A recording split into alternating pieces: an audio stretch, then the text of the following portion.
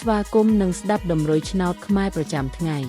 ដើម្បីជាកម្លាំងចិត្តសូមពុកម៉ែបងប្អូនចុច like និងសញ្ញាជាម្នាក់មួយផង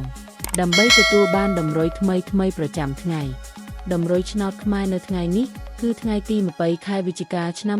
2025ដើម្បីកុំឲ្យខាតពេលយូរសូមស្ដាប់ដំរុយឆ្នោតពី admin មានលេខ48316123សម្រាប់ប៉ុស្តិ៍ ABCD សម្រាប់លេខ OSIDE មាន2គ្រាប់គឺ OS ខ្ទង់90និង30សម្រាប់3លេខគឺ admin មាន2គ្រាប់ផងដែរគឺមានលេខ369x489បើសិនជាពុកម៉ែបងប្អូនស្រឡាញ់និងពេញចិត្តលេខទាំងនេះពុកម៉ែបងប្អូនអាចយកលេខទាំងនេះទៅផ្សងសំណាងបានជាចុងក្រោយសូមជូនពរពុកម៉ែបងប្អូនដែលយកលេខខាង admin ទៅផ្សងសំណាងហេងយើងទាំងអស់គ្នាជូនពរពុកម៉ែបងប្អូនជួបតែសំណាង